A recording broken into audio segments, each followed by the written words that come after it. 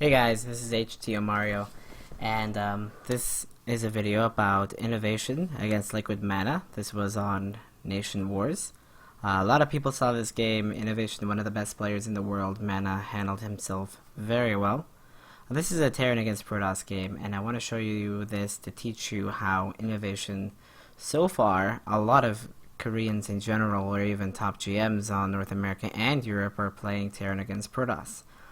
This is one of the safest strategies you can do, and one of the reasons why he chose it was because this map, or why I feel he would choose it, it's very difficult to secure your natural. There's a lot of entrances into your natural that you normally wouldn't have, and then when you do get your third, there's another way into it and back rocks that can be broken down, a lot of flight space for warp prisms. Overall, this is a very difficult map to actually play against Protoss. So in this game, we're going to see a 1-1-1 type expansion. So usually what that means is that in Terran against Protoss, you do a Reaper expansion. You go for a supply depot, a barracks, a refinery, you go for a Reaper, and then you command center on the low ground, or at your natural expansion. This is what you do on most maps. Now Protoss have been doing the strategy where they drop pylons right outside your base, and it's very difficult to hold if you open up a Reaper, because you do not have the DPS to kill the pylons before the mothership core arrives and pretty much takes out your supply depots and really hits your barracks. It's quite strong. It's very difficult to hold, and they can do it off of an expansion. It takes almost no investment. It's just pretty much if they see a weakness, they can exploit it. So one of the easiest ways to stop this is to drop a bunker, but on maps like this, you can put pylons down here instead. So, and you can't have two bunkers. Well, you could say, well, what if I put a bunker over here? Then I could put pylons up here. This is very difficult to hold. So the easiest way to do it is just open up Reactor, which gives you more Marines that can help DPS and help thwart this, basically. You could still get a bunker. In fact, a lot of Terrans still get the bunker, even though they open the Reactor. It just limits the area they can do it in, and then you can fire from the high ground. Overall, bunker or not, the easiest way to hold it is by opening up with a Reactor. Now Innovation, while he does this build, he does go ahead and scout while the barracks is about halfway. And this is a 4-player map, so you would imagine that this is when he normally would scout, because if you wanted to know the location earlier, if it was a 2-player map, then you'd be like, okay, well, how does he scout on a 4-player map? It's just because it's a 2-player map. But since it's a 4-player map, you know that it's fine to scout when your barracks is halfway. He's pretty confident in his opener, because the later you scout, the less you're likely to see. Now after the expansion and the Reactor, you get another supply depot, and then you get a factory. The factory, one of the reasons why it's almost a necessity if you want to play safe, is because you need Cyclones to stop Oracles, to kill War Prisms. It helps against adepts, it helps against pylons, it helps, well, you need it as well to get the Starport. And the Starport will help you get a medevac, do some drops, pressure, liberators, move your siege tank with the medevac. Viking, maybe to help kill some air cheese. There's a lot of potential in the 1-1-1, and there always has been since Wings of Liberty, and it's always been the safest way to open, especially in Legacy of the Void. Now when the factory is about halfway is when you get your refinery. This could be a little bit late because you can afford it earlier. I think he delayed it until the probe died so that the Protoss wasn't sure if he goes for this refinery or not. It could be a mind game, which it does seem to be. You get the Starport right away and a tech lab on the factory. Now you will pretty much always go for a Cyclone right off the bat. There is virtually no reason not to. There's only one reason that I could potentially think of, and you don't need to do this move out, by the way. He's just trying to be cute. And he killed the earlier adept, so he decides to go poke out. It's not something that you can always do, but if you do kill the adept, don't be afraid to move across the map and maybe do a little bit of damage, but you have to remember that this does leave you open to some counterattacks. The only way that you wouldn't get this early Cyclone is if there was Blink Stalker, one base, You know, you do want to scout to see if your opponent is getting a Nexus. If he's not, then you want to be very defensive with your units. If he's not getting a Nexus, do not attack. Don't worry about it. Just defend, and when he gets his Nexus, you know, just go on your merry way. After the Cyclone, he does go for a Liberator. Again, he's quite aggressive, but he's also very confident in his units. Most of the time, you would keep this back. If this Cyclone didn't survive right here, then he wouldn't be able to kill the War Prism as fast in a moment, and you'll see that. Once the Liberator is about 1/3 of the way, or about halfway, or it's about 4 minutes, you can get your Engineering Bay. And a bunker shortly after your Engineering Bay. The bunker is to help defend your front. You can put a siege tank right here, units in the bunker, maybe a missile turret, help stop DTs.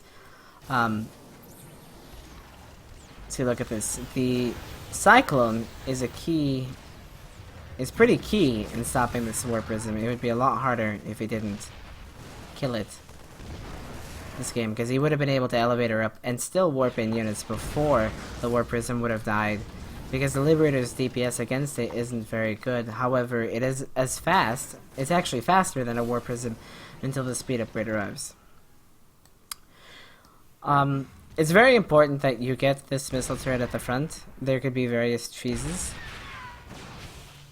such as Dark Templar, that will make it really difficult for you. Also, another thing is, though, is it helps spot for observers, and it's another little tiny buffer before the siege tank. Like, you know, they might not be able to really tell where the siege tank positioning is. It's just really helpful in general. And before you get any more structures to produce with, or your refineries, you do need to get this command center. And then if you still feel unsafe, you can get a bunker. If you feel safe, then go ahead and drop 2 barracks afterwards. This bunker, I think, is pretty situational to this map. If it was on Dusk Towers, I don't think you would be getting this bunker.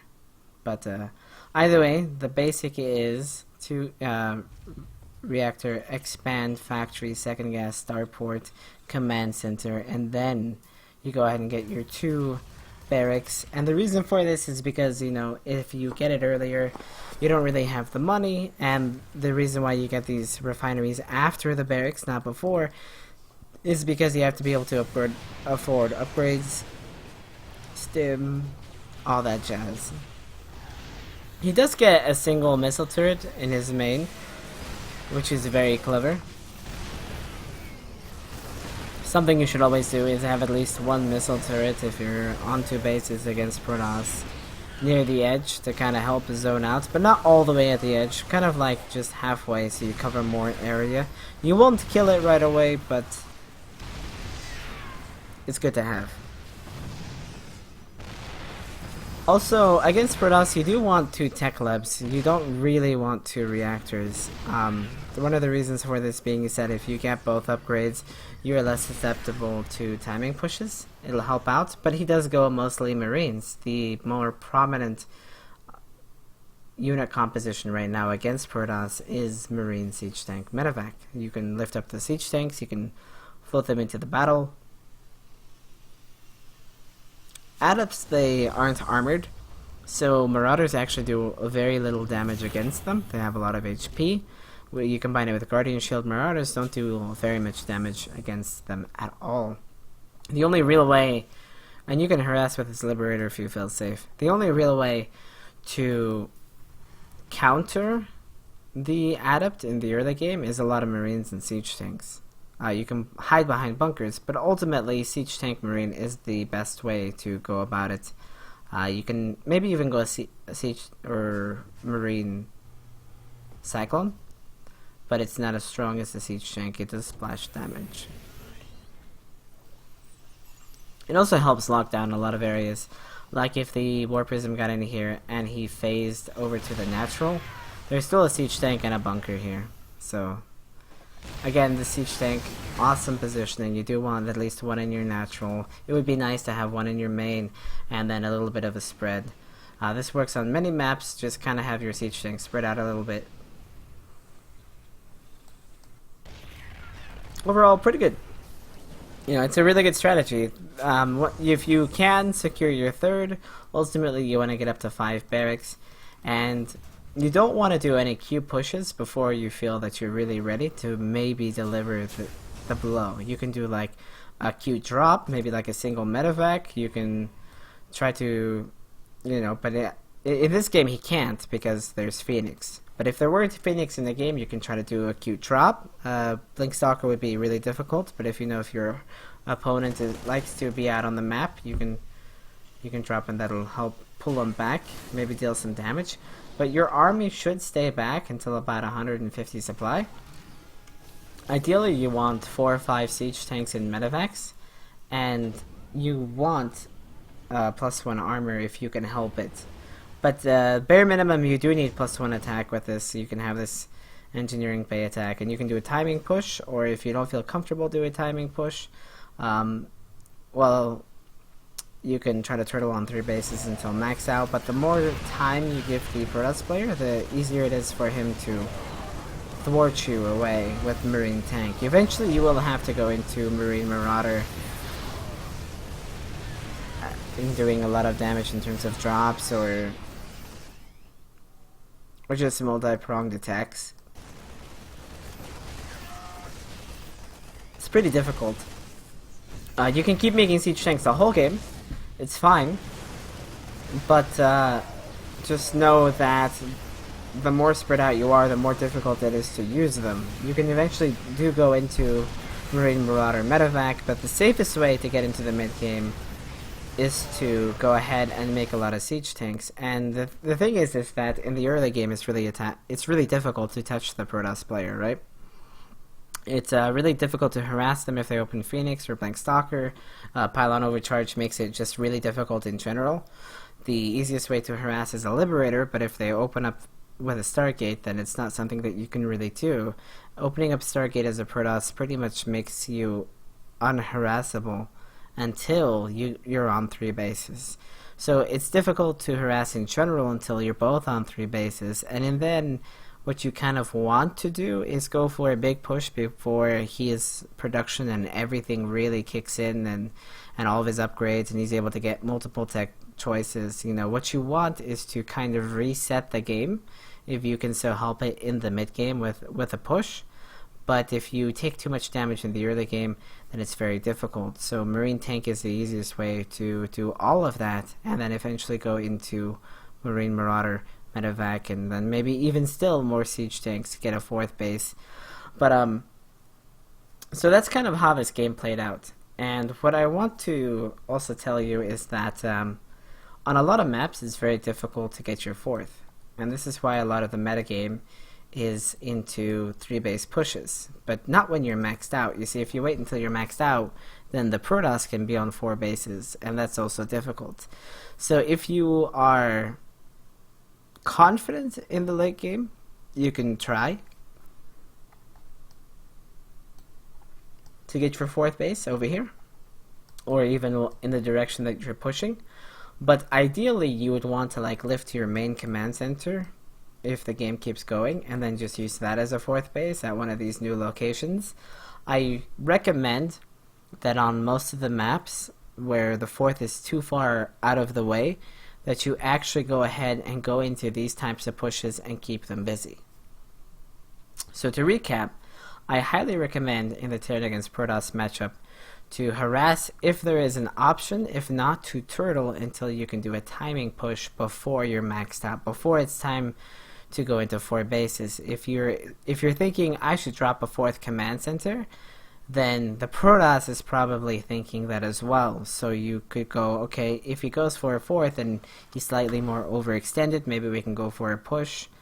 Ultimately, the goal is to reset the game if you can, or keep the pressure up around the 150 supply mark, or around 10 minutes. You have to consider doing this. Thank you for watching. I hope that this will help you in Terran against Protoss, and you all have a wonderful day.